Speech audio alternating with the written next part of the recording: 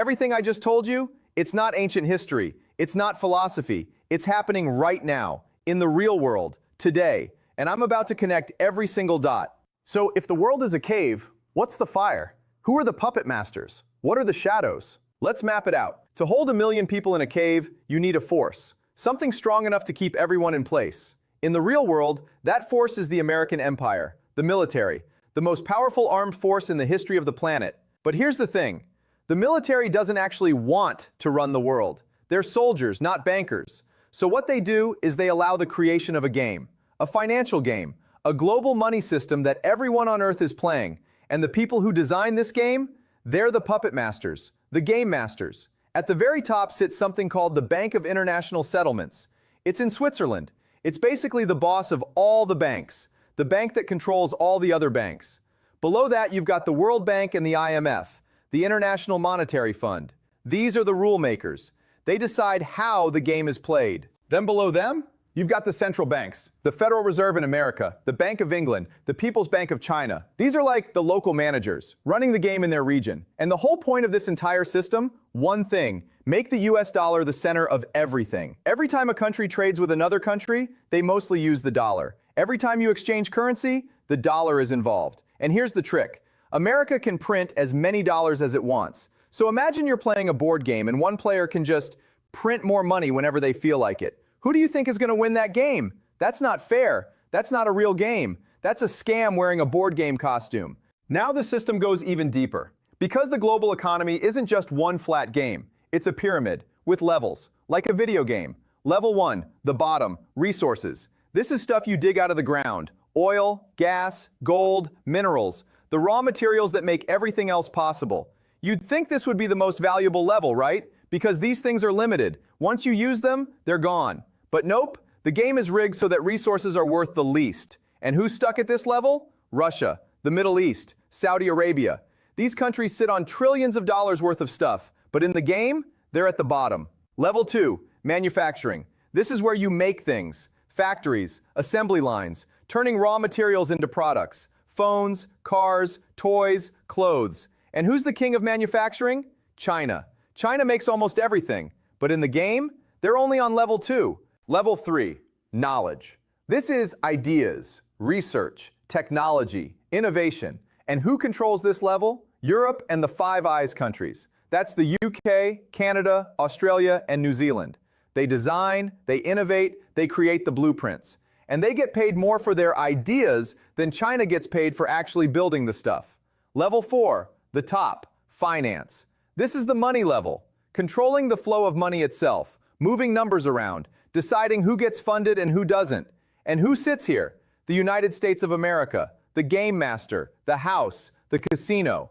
Now here's the really dark part. If the US doesn't like you, you don't get to play at all. Countries like Iran and North Korea, they're banned, locked out, excommunicated from the global economy. China and Russia, they're not happy with the setup. They know it's unfair, but at least they get to play. Iran and North Korea, they're standing outside the arcade with their nose pressed against the glass. So you're probably sitting there going, okay, this is clearly messed up. Why doesn't anybody say something? Why doesn't somebody fight back? Why does everybody just go along with it? Great question. And the answer? It's the scariest part of this whole thing. You don't see it because they don't want you to see it. And they've got 3 incredibly powerful tools to make sure you never figure it out. But first, the disguise. See, you can't run a rigged game and just say, yeah, it's rigged, deal with it. People would revolt. So what do? You create a costume, a mask, something that makes the rigged game look fair. That costume is called the Rules-Based International Order. Fancy name, right? It includes stuff like the United Nations, the World Trade Organization, big official-sounding organizations with flags and buildings and diplomats in suits. And they announce rules. They give speeches about fairness and human rights and equality. But here's the thing. It's all just decoration. It's a fair play sticker slapped on a hacked arcade machine. The machine is still rigged, but now it looks legit. Okay, so that's the disguise. Now let's talk about the 3 tools they use to make sure you never even question the game. Tool number 1, education. But school is good, I can hear you saying. School teaches us stuff.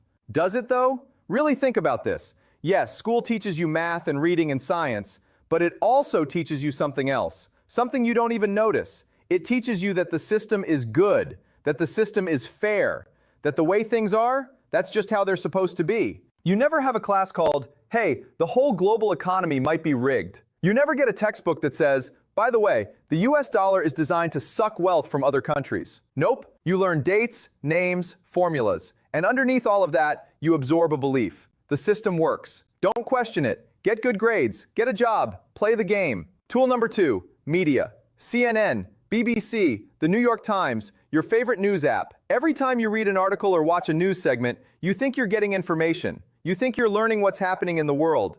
But what if the news isn't about informing you? What if it's about programming you? Every story is framed a certain way.